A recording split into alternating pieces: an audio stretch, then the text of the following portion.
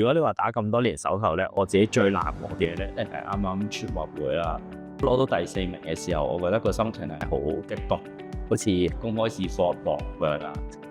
付出好似真係有回報喎。咁我目標體重之前就記住，我嘅目標咧就係想要啲高蛋白質嘅飲食啦，食嗰啲即食雞胸咧，佢應該每一塊大概有20g 左右，你一日就要食塊，係超多。咁嗰陣時係追得好辛苦嘅。Hello， 大家好，我係 Freddy 謝永輝，我就係香港男子手球隊嘅隊長。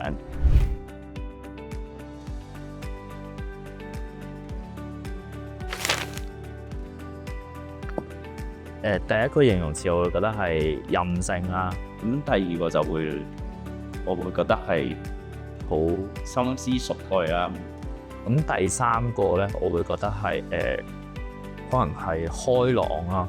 我身度比較細粒啦。咁我記得我當初大學打波嘅時候咧，咁嗰陣時個教練就同我講咁細粒咧就打唔到某個位置嘅。我就話我唔認同我，因為我見人哋其他國家嗰啲隊伍都係咁啦。咁你覺得我唔得嘅話，就要即係做俾你睇，就係好似啱啱我講話好任性嗰一樣嘢咁樣。咁但係即係叫做而家都叫打到我理想中嘅位置，咁我覺得都唔錯啊咁樣咯。咁另外嗰兩個我覺得係都好緊要嘅特質嚟，因為好多時就係隊友啦會好睇你嘅感覺去練習或者比賽。咁如果當你比賽嘅時候你都覺得好負面咧，咁我覺得呢個能量係會傳播俾佢哋，咁就會唔好咯。如果你話打咁多年手球咧，我自己最難忘嘅咧，一定係啱啱全運會啦。咁因為有一個真係好唔錯嘅成績啦，同埋我覺得真係叫做人生第一次咁認真去準備一個比賽。咁其實我哋嘅訓練咧已經好職業化啦，你當好似返工咁樣啦，就已經冇啲叫做我哋叫開心手球嘅嘢，即係總之就係得啱同唔啱。你呢個情況你就一定要做呢一樣嘢去符合，即係大家嘅走位啊，所有嘅嘢，你就唔可以話我好似去踢街波咁樣，都要去認真啦，你精神要擺好多喺個練習度啦。咁其實都好消耗個能量嘅。攞到第4名嘅時候，我覺得個心情係好激動，叫做好似公開試放榜咁樣啦。付出好似真係有回報喎，因為好多時你訓練嘅時候，你都喺度諗究竟咁辛苦，點解要做訓練啊？咁嗰一個 moment 就知道係跑咁辛苦，做 gym 咁辛苦，練波咁辛苦，咁原來即係最後真係做到咁樣。我平時食開，即係我自己如果食嘅話咧，我就盡量唔揀茶餐廳嘅，係啦，因為我嘅目標咧就係想要啲高蛋白質嘅飲食啦，咁就需要一定要食肉。咁通常喺茶餐廳咧，如果要食嘅話，就一定係頹飯、酒汁咁樣，或者汁令上啦，咁就一定會有塊肉喺度，跟住再有飯啦。而家會覺得好似啲蛋白質唔好夠喎咁樣。咁所以如果你話而家揀食啲咩咧，通常都係希望佢原型食物啦，咁同埋就即係盡量好似健康啲咁樣咯。即係完咗全運會就有個即係公司就叫贊助我哋食佢哋嘅早餐啦。咁其實佢未贊助之前咧，我哋已經研究咗坊間即係好多嘅早餐咧，唯獨是係佢呢個係最抵食嘅，因為佢就可以任加雞柳啊，同埋佢又真係2隻煎蛋啊，同埋有塊肉啊。其實嗰度都穩穩陣陣40-50g protein，所以其實係好多。但係你話如果入茶餐廳食佢哋嘅早餐，可能都會有個扒麵餐嘅，但係嗰塊扒可能20g protein 咁樣咯。成日喺度諗究竟乜嘢嘅蛋白質係最高啊？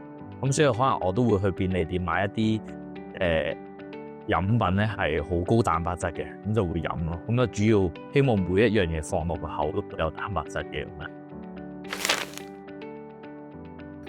即係首先我喺營養呢方面咧唔係研究得好深，咁我就好 general 咧，就係我嘅目標體重，咁就乘以2倍咁樣啦。咁我目標體重之前就85kg，咁乘2倍即係170g啊要。咁其實170g係超多。咁嗰陣時係追得好辛苦嘅。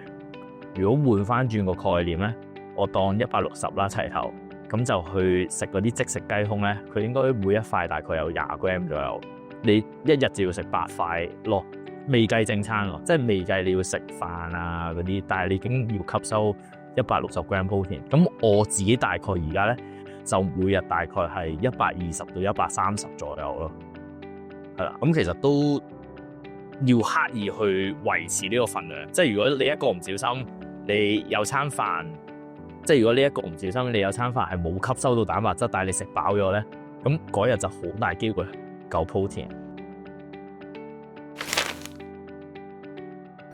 呢個係純粹我個人嘅啫，就係我唔食菜嘅，因為我覺得食菜咧會令到我飽咗，就會食少個 protein。